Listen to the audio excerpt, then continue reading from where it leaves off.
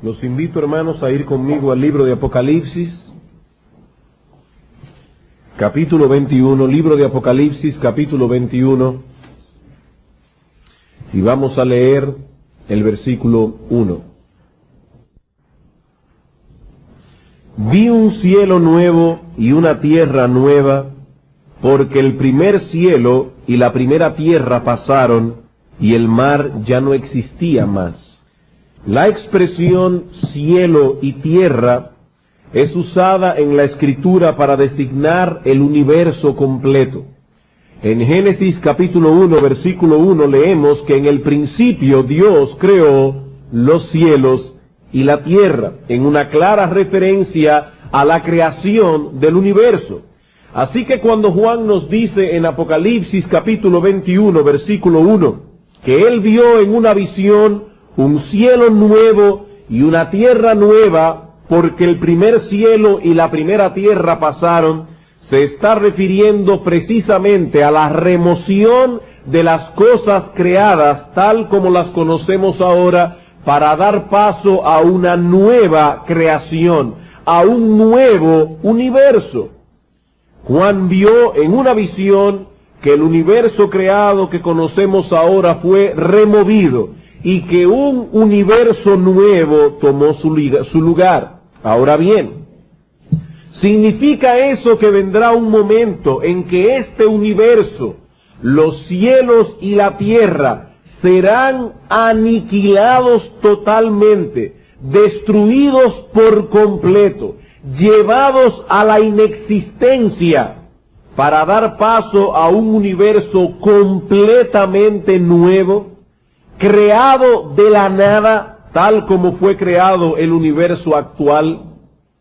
Los que nos visitan regularmente recordarán que este tema fue tratado hace poco más de un año, cuando estudiamos la tercera bienaventuranza en nuestra serie del Sermón del Monte. Bienaventurados los mansos, porque ellos recibirán la tierra por heredad.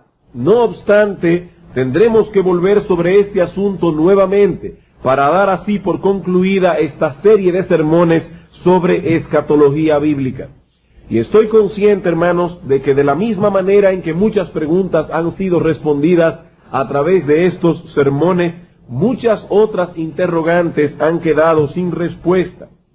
La escatología es un tema muy vasto, sobre todo en lo que respecta a los detalles de las cosas, pero al menos hemos tratado de plantear un esquema general lo suficientemente amplio como para poder tomarlo de punto de partida para seguir profundizando en los detalles. Así que hoy daremos por concluida nuestra serie de sermones al tratar con este tema del cielo nuevo y la tierra nueva. Y nos volvemos a hacer una vez más la pregunta que hicimos hace un momento. El apóstol Juan nos habla en Apocalipsis 21:1 de un cielo nuevo y de una tierra nueva. Está queriéndonos decir que este universo será destruido por completo y sustituido por uno nuevo, creado de la nada, sin ninguna relación con el universo actual. Nuestra respuesta es no. Podemos decir dogmáticamente, y hay cosas, hermanos, que podemos decir dogmáticamente. A veces las personas se molestan porque somos dogmáticos desde el púlpito. Es que hay cosas reveladas en la Biblia que nosotros podemos enseñar dogmáticamente, hay otras que no. Cuando nosotros decimos que hay una Trinidad y que nuestro Señor Jesucristo es Dios y que la palabra de Dios es inspirada, nosotros podemos afirmarlo dogmáticamente. Bueno, de igual manera, podemos decir dogmáticamente que la palabra de Dios no enseña tal cosa, sino más bien la renovación, restauración o regeneración, para usar un término bíblico, de este universo actual. Cuando Juan nos dice que él vio un cielo nuevo y una tierra nueva, se estaba refiriendo a este universo, a este cielo, a este mundo, pero completamente renovado.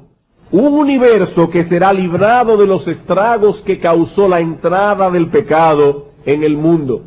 En el capítulo 3 de Génesis vemos que la caída de Adán afectó notablemente la creación. Vamos por un momento a Génesis capítulo 3.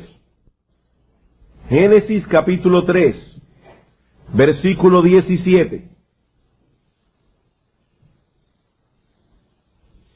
Y al hombre dijo: por cuanto obedeciste a la voz de tu mujer, y comiste del árbol de que te mandé diciendo, no comerás de él, maldita será la tierra por tu causa. Con dolor comerás de ella todos los días de tu vida, espinos y cardos te producirá, y comerás plantas del campo. Con el sudor de tu rostro comerás el pan hasta que vuelvas a la tierra, porque de ella fuiste tomado, pues polvo eres y al polvo volverás. Vivimos en un mundo que está bajo la maldición de Dios. Y lo que la Biblia enseña es que al final de los tiempos, este universo será restaurado. Este universo será regenerado, libertados de los efectos de esa maldición. Y es ese universo restaurado el que Juan vio en una visión en Apocalipsis capítulo 21, versículo 1. En nuestro estudio de hoy, nosotros veremos dos cosas. En primer lugar, algunos argumentos bíblicos que prueban nuestra aseveración, específicamente 5 argumentos bíblicos. Y en segundo lugar, las aplicaciones prácticas que se derivan de esta doctrina. Pero dado que este es el último sermón de esta serie de 11 sermones que dimos de escatología, quiero repetir una vez más que estoy fuertemente endeudado con el pastor Sam Walgrun y con el pastor Hofstetler, ya que sus estudios de escatología, tanto en el caso de uno como en el otro, me fueron de muchísima ayuda para estos sermones que hemos dado en nuestra iglesia estas semanas pasadas. Comencemos entonces viendo en primer lugar algunos argumentos a favor de la enseñanza. Recuerden, hermanos, que lo que vamos a hacer ahora es presentar algunos argumentos que prueben que la Biblia no, y subrayen esa palabra, la Biblia no enseña que esta creación será aniquilada y sustituida por una completamente nueva, sino que la Biblia enseña más bien que la creación actual será renovada, libertada de los efectos que el pecado trajo sobre ella. ¿Y cuáles son nuestros argumentos para probar esta doctrina? Primer argumento, la enseñanza de Romanos capítulo 8, versículos 18 al 23. Primer argumento que presentamos para probar nuestra doctrina. Romanos capítulo 8, versículos 18 al versículo 23. Dice el apóstol Pablo aquí: pues tengo por cierto que las aflicciones del tiempo presente, aflicciones que vinieron precisamente por causa de la caída del hombre, no son comparables con la gloria venidera que en nosotros ha de manifestarse. Porque el anhelo ardiente de la creación, el anhelo ardiente de esta creación, de estos cielos y de esta tierra que hoy conocemos, el anhelo ardiente de esa creación es el aguardar la manifestación de los hijos de Dios. Porque la creación fue sujetada a vanidad, es decir, la creación fue sujetada a producir lo que no sirve. Are su jardín y plante en ellas rosas, gardenias, todo lo que usted quiera, pero no cuide el jardín y usted verá que la hierba mala va a crecer más rápido que las rosas, las gardenias y los claveles.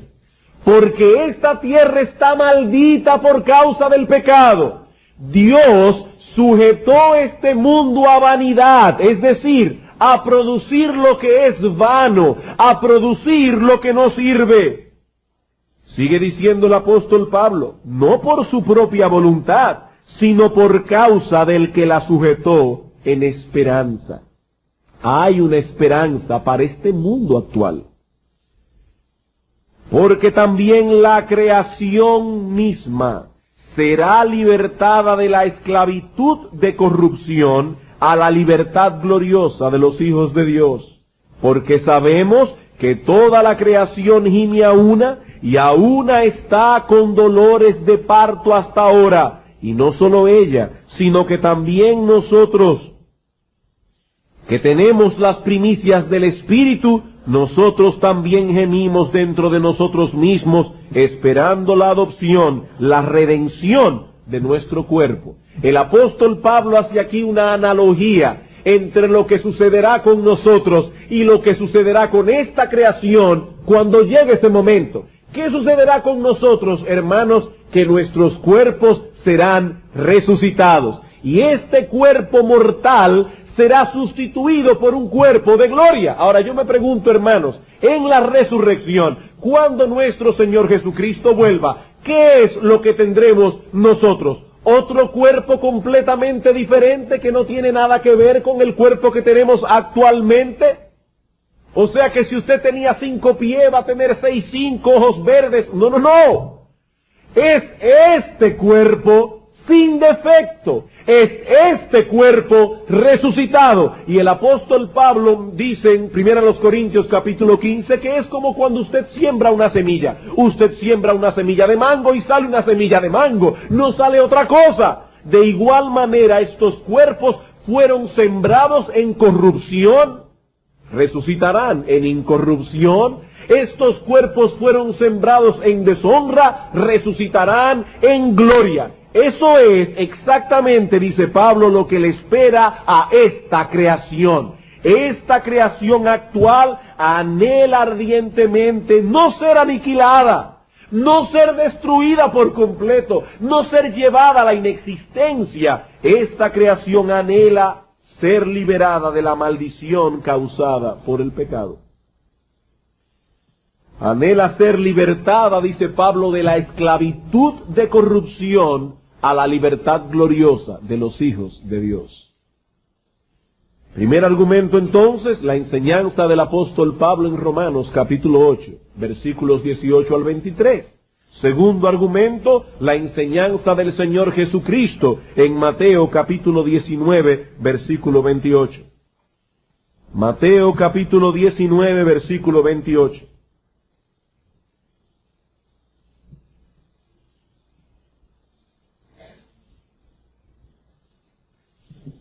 La enseñanza del Señor en el versículo 28 de Mateo 19 es la respuesta a una pregunta del apóstol Pedro en el versículo 27. Dice en el versículo 27, entonces respondiendo Pedro le dijo, he aquí nosotros lo hemos dejado todo y te hemos seguido, ¿qué pues tendremos?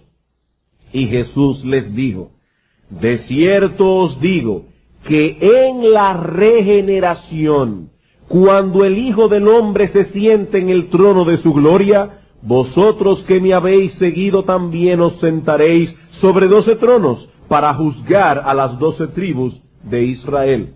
Hay dos cosas, hermanos, que yo quiero hacer notar en esta mañana en este texto. Hay varias cosas más que podríamos decir, pero hoy en la mañana, para nuestro propósito, me bastan dos.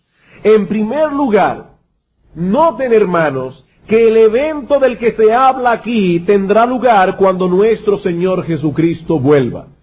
Sea de lo que sea que está hablando Cristo en Mateo 19, 28, cuando habla de la regeneración, es un evento que ocurrirá cuando nuestro Señor Jesucristo vuelva. Dice aquí, cuando el Hijo del Hombre se siente en el trono de gloria, y cuando el Hijo del Hombre se sentará en ese trono. Mateo capítulo 25, versículo 1, nos dice cuando vuelva a la tierra por segunda vez. Perdón, versículo 31. Mateo capítulo 25, versículo 31. Cuando el Hijo del Hombre venga en su gloria y todos los santos ángeles con él, entonces se sentará en su trono de gloria. Así que cuando Mateo 19, 28 dice que eso ocurrirá cuando el Hijo del Hombre se siente en el trono de su gloria, es indudable que él está hablando allí de su segunda venida. Es evidente que ese evento ocurrirá cuando Cristo vuelva por segunda vez. Eso es lo primero que yo quiero que ustedes noten.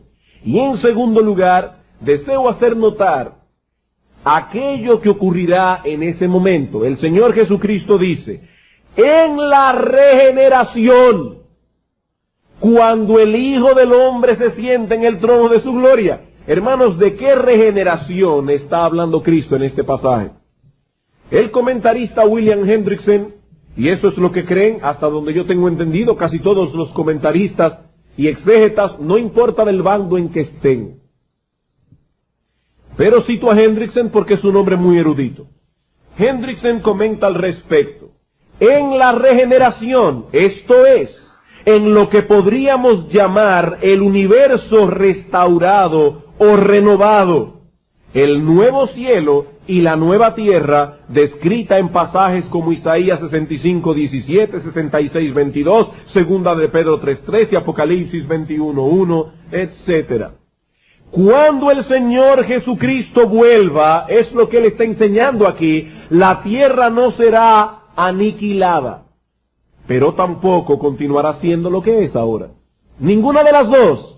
Ni será aniquilada, ni continuará siendo lo que es ahora. En la segunda venida de Cristo la tierra será regenerada. La tierra será renovada. Toda la creación sufrirá una extraordinaria transformación. Así que no es un reino milenial lo que será instaurado cuando Cristo vuelva, donde vivirán juntos personas en cuerpos naturales y personas en cuerpos glorificados. No, todo será transformado cuando el Señor Jesucristo vuelva. Tercer argumento, la enseñanza del apóstol Pedro en Hechos capítulo 3, versículo 21. La enseñanza del apóstol Pedro, ya vimos la enseñanza de Pablo, ya vimos la enseñanza del Señor. Veamos ahora la enseñanza del apóstol Pedro en Hechos capítulo 3, versículo 21. Pero para poder tomar el contexto, vamos a leer desde el versículo 19. El apóstol está predicando aquí a un grupo de judíos. Así que, arrepentíos y convertíos para que sean borrados vuestros pecados, para que vengan de la presencia del Señor tiempos de refrigerio, y Él envíe a Jesucristo que os fue antes anunciado. Ahora noten, a quien de cierto es necesario que el cielo reciba hasta los tiempos de la restauración de todas las cosas de que habló Dios por boca de sus santos profetas que han sido desde tiempos antiguos. Los cielos deben retener al Señor hasta los tiempos ¿de qué? De la aniquilación de todas las cosas. No, hermanos, de la restauración de todas las cosas. Y una vez más, quiero que noten dos enseñanzas claras del texto. En primer lugar, algo que es evidente en nuestro texto, que el Señor ascendió a los cielos luego de la resurrección y que allí estará hasta su segunda venida. Es claro eso, ¿verdad? Dice aquí, vuelvo y leo, a quien de cierto es necesario que el cielo reciba hasta los tiempos de la restauración de todas las cosas. Es necesario que Cristo permanezca en el cielo hasta el tiempo en que todas las cosas sean restauradas. Nada se nos dice allí de dos segundas venidas de Cristo, una secreta y otra pública. Una 7 años antes de su segunda venida, pública en secreto, que solamente los cristianos se van a enterar para raptar a su iglesia. Nada se habla en ese texto de tal cosa. El Señor permanecerá en el cielo hasta el momento de su retorno definitivo. ¿Y cómo sabemos que ese retorno de Cristo es definitivo? Por lo que el texto también enseña, en segundo lugar, que cuando el Señor Jesucristo vuelva, todas las cosas serán restauradas. todas las cosas serán restauradas. Y dice Pedro, tal como fue profetizado por los profetas en el Antiguo Testamento.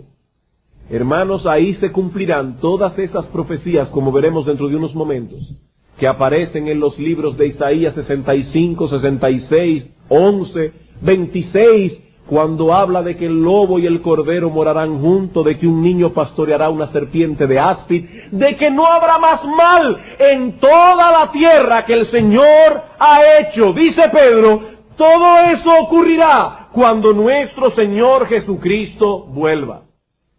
Así que Pedro no asume que habrán 2 o 3 segundas venidas, sino una sola. Y cuando eso ocurra, todo será restaurado. Ya no habrá mezcla en el mundo de justos e injustos, de buenos y malos. El día de la segunda venida de Cristo es el día de la restauración y renovación de la creación. No aniquilación, sino transformación. Eso es, hermanos, lo que nos espera cuando el Señor Jesucristo vuelva. Cuarto argumento.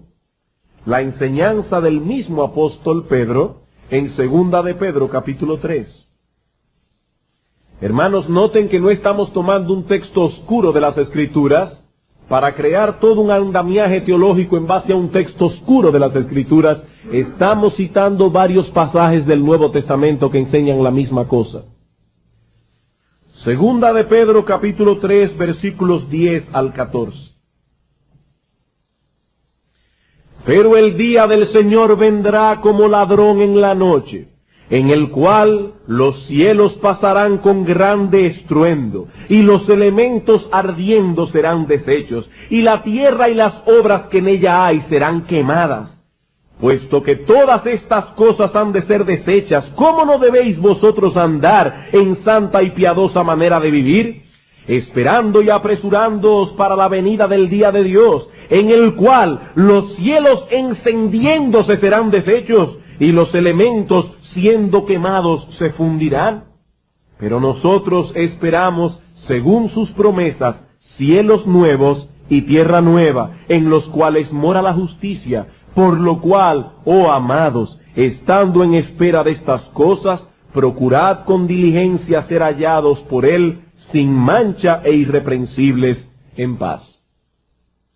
Este es uno de los textos favoritos de aquellos que enseñan que este universo será totalmente destruido, aniquilado, para dar paso a uno nuevo, completamente nuevo. No obstante, si observamos este pasaje más detenidamente, veremos que lejos de enseñar tal cosa, este pasaje confirma las enseñanzas de los textos que hemos leído anteriormente. Quiero que veamos 3 cosas en este texto.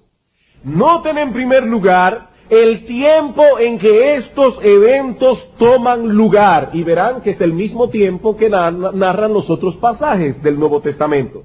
Pedro nos dice que será en el día del Señor. Versículo 10. Pero el día del Señor vendrá. ¿Y qué día es ese? Indudablemente el día de la segunda venida de Cristo. ¿Y cómo lo sabemos? Bueno, en primer lugar porque es el contexto del mismo pasaje.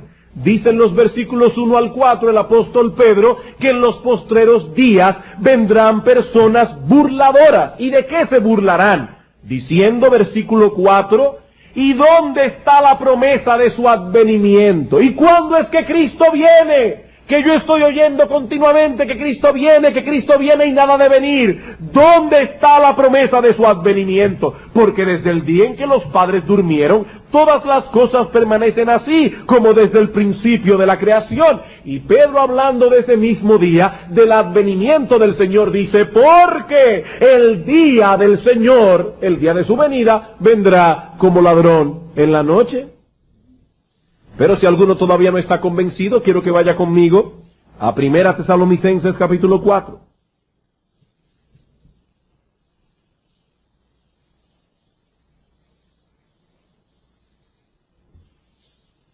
Primera Tesalonicenses capítulo 4 versículo 13. Pasaje que habla del arrebatamiento de la iglesia. Hermanos, nosotros creemos que hay un arrebatamiento de la iglesia porque el apóstol Pablo lo enseña claramente en Primera Tesalónica. Lo que no creemos es que ese arrebatamiento ocurrirá 7 años antes de la verdadera y definitiva segunda venida de Cristo. No, hermanos. La Biblia enseña que Cristo vuelve y cuando Cristo vuelva va a ocurrir todo eso. Noten lo que dice Pablo. Tampoco queremos, hermanos, que ignoréis acerca de los que duermen, para que no os entristezcáis como los otros que no tienen esperanza. Porque si creemos que Jesús murió y resucitó, así también traerá Dios con Jesús a los que durmieron en él. Por lo cual os decimos esto en palabra del Señor, que nosotros que vivimos, que habremos quedado hasta la venida del Señor, no precederemos a los que durmieron. Porque el Señor mismo, con voz de mando, con voz de arcángel y con trompeta de Dios, descenderá del cielo, y los muertos en Cristo resucitarán primero. Luego nosotros, los que vivimos, los que hayamos quedado, seremos arrebatados juntamente con ellos en las nubes para recibir al Señor en el aire, y así estaremos siempre, no en el aire, sino con el Señor. Donde quiera que vaya el Señor, vamos nosotros. Por tanto, alentaos los unos a los otros con estas palabras. Pero hermano, aunque ahí dice que acabó el capítulo, recuerden que esa división en capítulos y versículos se hizo en la Edad Media. Eso no es inspirado por el Espíritu Santo. Tenemos que seguir leyendo. Dice Pablo, pero acerca de los tiempos y de las ocasiones, no tenéis necesidad, hermanos, de que yo os escriba. Hermanos, una pregunta evidente, obvia. ¿De qué tiempos y de qué ocasiones está hablando Pablo en el texto? Pablo está diciendo, no queremos que ignoren que cuando el Señor Jesucristo vuelva, los muertos en Cristo resucitarán primero, y los que viven serán arrebatados para estar para siempre con el Señor. Pero acerca de los tiempos y de las ocasiones, evidentemente en que todo eso ocurrirá, no tenéis necesidad, hermanos, de que yo os escriba, porque vosotros sabéis perfectamente que el día del Señor vendrá así como ladrón en la noche. Que cuando digan paz y seguridad, entonces vendrá sobre ellos, no sobre nosotros, destrucción repentina como los dolores a la mujer encinta, y no escaparán. Y es evidente, hermanos, que Pablo está hablando aquí de un solo tiempo, de un solo evento que será de gozo para unos y destrucción para otros en el mismo momento, porque sigue diciendo, mas vosotros, hermanos, no estáis en tinieblas para que aquel día os sorprenda como ladrón. Para ellos será como ladrón, pero no para nosotros. No para nosotros, hermanos, nosotros somos hijos del día. No somos hijos de las tinieblas para que aquel día nos sorprenda como un ladrón. No, cuando aquel día llegue nosotros estaremos preparados para recibir a nuestro bendito Señor y Salvador Jesucristo. Hermanos, las Escrituras insisten una y otra vez, en que la segunda venida de Cristo traerá consigo un tiempo de juicio y un tiempo de cambios dramáticos en el mundo. ¿Cuándo ocurrirá entonces aquello que Pedro narra en 2 de Pedro 3? El día que el Señor Jesucristo vuelva. ¿No es eso lo que dice Cristo? ¿No es eso lo que dice Pablo? ¿Es eso lo que dice Pedro? En segundo lugar, volvamos a nuestro texto otra vez, 2 de Pedro capítulo 3.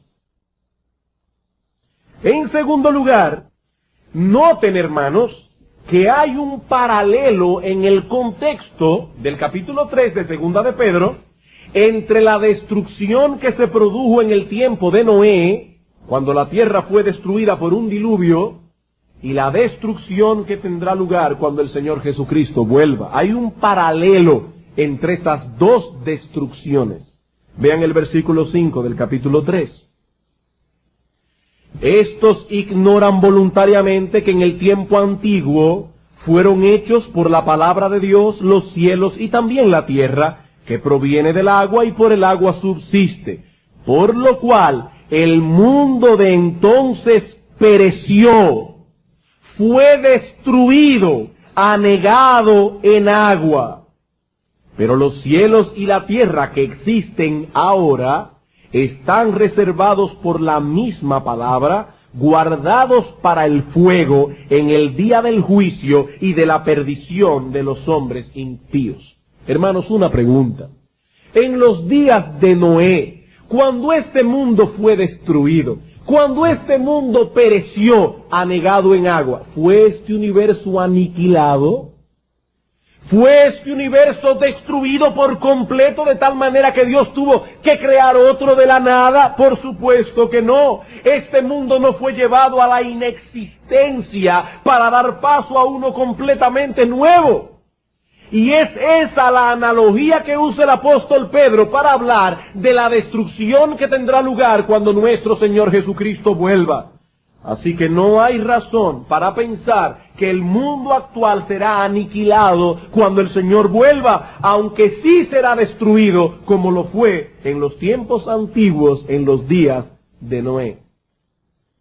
Y en tercer lugar, la palabra que encontramos en el versículo 10, cuando dice que la tierra y las obras que en ella hay serán quemadas, es la misma palabra griega que aparece en Mateo capítulo 3, versículo 12, para referirse al castigo que sufrirán los impíos en el infierno. Vamos a Mateo capítulo 3, versículo 12.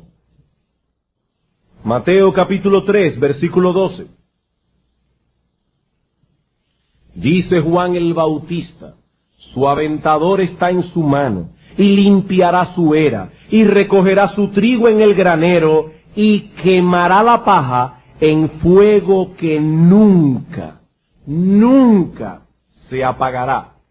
Es evidente en ese mismo texto que los impíos no serán aniquilados en el infierno como enseñan los adventistas del séptimo día y como enseñan los testigos de Jehová, sino que serán castigados allí por los siglos de los siglos. Si los impíos dejaran de existir en el infierno, ¿qué sentido tendría que se hablara allí de un fuego que nunca se apagará?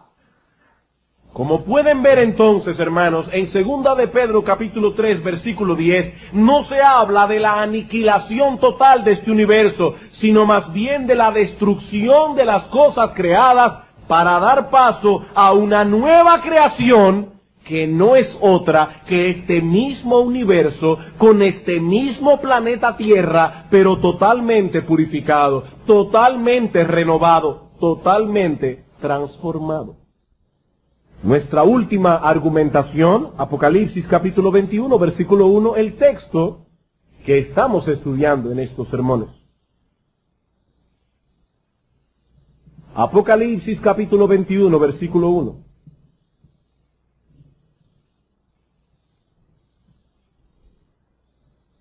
Dice el apóstol Juan: vi un cielo nuevo y una tierra nueva, porque el primer cielo y la primera tierra pasaron y el mar ya no existía más. Hay dos palabras en griego que se traducen al español con la palabra nuevo. Y si alguno está aquí de visita, la insistencia nuestra con el griego, alguien decía una vez: ¿y quién es ese griego que tanto lo citan? No, el griego es el idioma en que se escribió el Nuevo Testamento. Y tenemos que tratar de ver cuál es el significado exacto de las palabras que los autores bíblicos usaron. Y hay dos palabras griegas que se traducen como nuevo en español. La primera es la palabra neos. Ustedes la han oído muchas veces. Esto es neoclásico. Lo han oído, cosas con neo. Es una palabra griega que significa nuevo en tiempo u origen. Es decir, una cosa que no existía y acaba de venir a la existencia. Pero hay otra palabra que es la palabra kainos, que significa nuevo en cualidad. Y se usa para hablar de algo que ya existía, pero que ahora posee cualidades nuevas que antes no poseía. ¿Ven la diferencia? Uno es nuevo en origen, no existe y acaba de venir a la existencia, neos. La otra es, existía ya, pero ahora tiene cualidades que antes no poseía. Eso es kainos. Cuando Juan nos dice aquí que vio un cielo nuevo y una tierra nueva, no se está refiriendo a un universo neos, sino más bien a un universo kainos, nuevo en cuanto a calidad, no en cuanto a tiempo. Es en ese sentido que habrá un nuevo cielo y una nueva tierra, en que sus cualidades serán nuevas, mucho más excelsas que las actuales. Y miren, hermanos, aún en este mundo caído, hay cosas que son hermosas. Aún en este mundo caído, cuántas cosas hermosas Dios ha creado. Particularmente debo confesar que yo soy un enamorado de esta nación, de esta tierra. Porque miren, yo he estado en otros lugares y realmente Santo Domingo es hermoso. República Dominicana tiene lugares hermosos.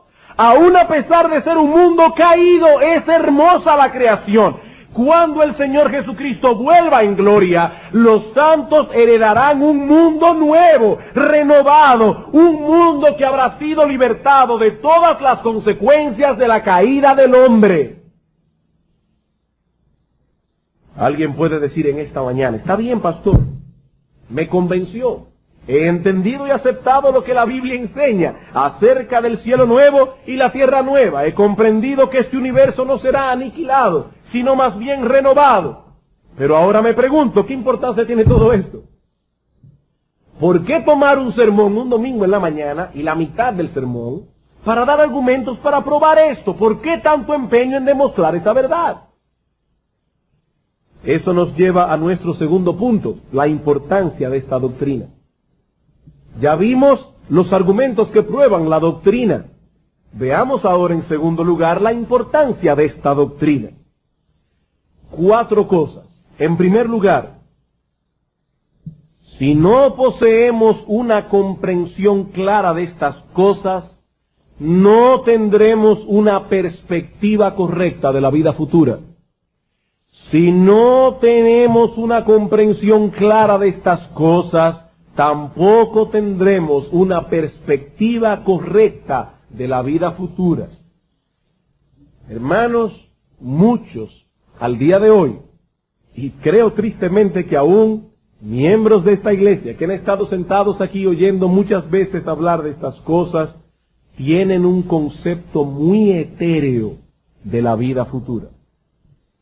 Ellos esperan poseer por la eternidad una nube privada y un arpa privada, la cual estarán tocando por la eternidad vestidos de blanco. Se pasarán la eternidad saltando de nube en nube, con un arpa en la mano, vestidos de blanco. Pero ¿es eso realmente lo que nos espera en la eternidad? ¿Habitar una nube privada con nuestra arpa privada, sin hacer ninguna otra cosa que saltar de nube en nube visitando a Abraham, a David? ¿Es eso, hermanos, lo que haremos en la eternidad? Hermanos, ese concepto no es bíblico. La Biblia enseña más bien que este mundo será renovado, que este mundo será transformado y que los santos vivirán por siempre en esta tierra en comunión con Dios por siempre. Pero yo creía que eso era lo que enseñaban los testigos de Jehová. Hermano, el que los testigos de Jehová enseñen algo, eso no quiere decir que es incorrecto. La Iglesia Católica cree en la Trinidad, nosotros creemos en la Trinidad. La Iglesia Católica cree que la Biblia es la palabra de Dios, nosotros creemos que la Biblia es la palabra de Dios. De hecho, sorpréndase, los concilios que hubieron en la Iglesia en los primeros 4 siglos, la Iglesia Católica los cree igualito que nosotros. Lo que los santos de los primeros 4 siglos hablaron en todos esos concilios, el concilio de Nicea, el concilio de Constantinopla, el concilio de Orange, nosotros creemos exactamente lo mismo. El hecho de que una iglesia falsa crea una cosa no quiere decir que es mentira. Tenemos que ir a la palabra de Dios y ver lo que enseña la palabra de Dios. ¿Y qué enseña la palabra de Dios? Apocalipsis capítulo 21, versículo 1. Vi un cielo nuevo y una tierra nueva. Ah, pastor, ¿y cómo usted sabe que no viviremos en el cielo nuevo? Porque dice, porque el primer cielo y la primera tierra pasaron y el mar ya no existía más. Y yo, Juan, vi la santa ciudad, la nueva Jerusalén, descender del cielo de Dios, dispuesta como una esposa ataviada para su marido. Y oí una gran voz del cielo que decía, he aquí el tabernáculo de Dios con los hombres, y Él morará con ellos, y ellos serán su pueblo, y Dios mismo estará con ellos como su Dios. Enjugará Dios toda lágrima de los ojos de ellos, y ya no habrá muerte, ni habrá más llanto, ni clamor, ni dolor, porque las primeras cosas pasaron. He ahí, hermanos, la imagen bíblica de la vida futura. La nueva Jerusalén desciende del cielo para morar en la nueva tierra. Como dice Anthony Hokeman, es en esa nueva tierra entonces donde esperamos pasar la eternidad, disfrutando de sus bellezas, explorando sus recursos. Hermano, no crea que en el cielo no se va a hacer nada. No, en la nueva tierra hay muchas cosas que hacer, pero ya sin la maldición que se introdujo por la caída.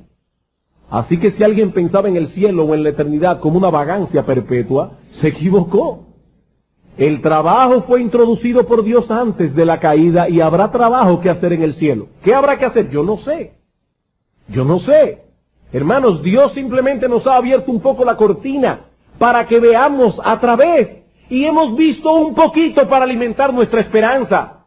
Ahora, algo sí sabemos, el trabajo en el cielo no será una maldición. De hecho, una persona exégeta de la Biblia, quien yo respeto muchísimo, que no es dado a especulaciones, dice que en el cielo ni siquiera vamos a sudar. No vamos a sudar, no habrá transpiración. Es una molestia este calor con este sudor.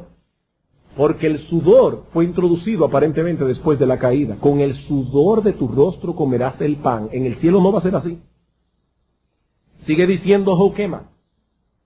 Estaremos disfrutando de sus bellezas, explorando sus recursos y usando sus tesoros para la gloria de Dios. Y si tenemos en cuenta que Dios hará de la nueva tierra su morada, y que donde Dios mora, allí está el cielo, seguiremos estando en el cielo a la vez que estamos en la nueva tierra. Porque el cielo y la tierra ya no estarán separados como lo están ahora, sino que serán uno.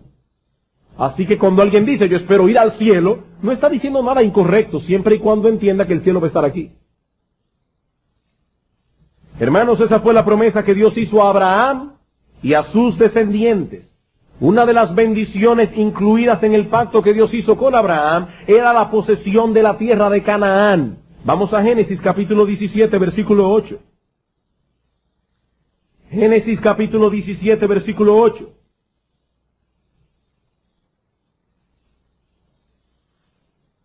Dice Dios a Abraham, y te daré a ti, noten, te daré a ti y a tu descendencia, después de ti, la tierra en que moras, toda la tierra de Canaán en heredad perpetua, y seré el Dios de ellos. ¿Recuerdan esa palabra en Apocalipsis? Él morará con ellos como su Dios, ellos serán su pueblo. Aquí está el cumplimiento de la promesa que Dios hizo a Abraham. Ahora, hermanos, ¿cómo debemos entender esta promesa? ¿Estaba Dios prometiendo simplemente que el pueblo de Israel, la descendencia física de Abraham, heredaría perpetuamente la tierra literal de Canaán? ¿Ese pedazo de tierra que hoy conocemos como Palestina? ¿Es eso lo que creen los dispensacionalistas? ¿Es así como debemos interpretar esta promesa? No, hermanos. Esta interpretación de los dispensacionalistas tiene dos graves problemas. En primer lugar, la Biblia no limita la descendencia de Abraham únicamente a los judíos. Ese es el primer problema. Gálatas capítulo 3, versículo 27. Yo sé que hemos visto esto antes, pero solo lo cito para probar mi punto. Gálatas capítulo 3, versículo 27.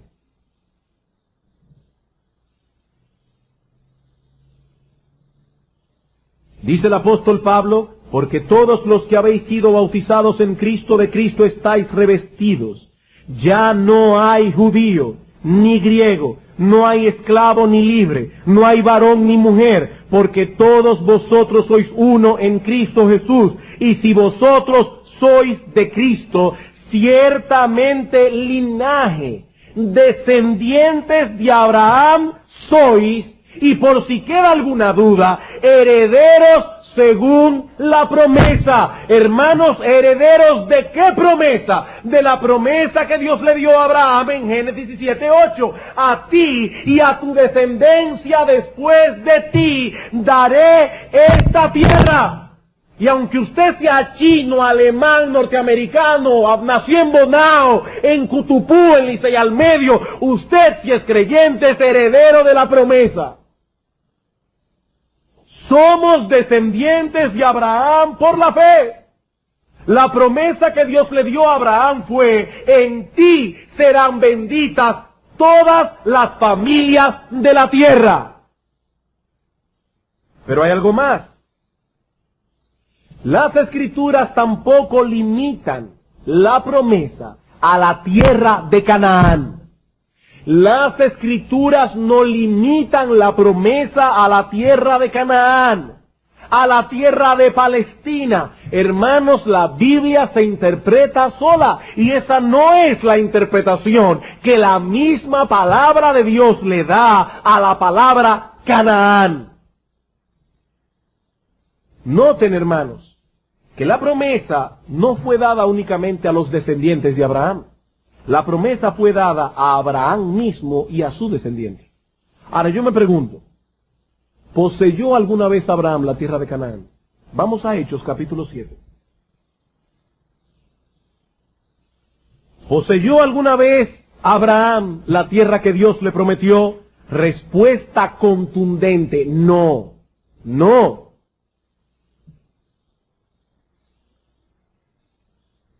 Dice Hechos 7:3.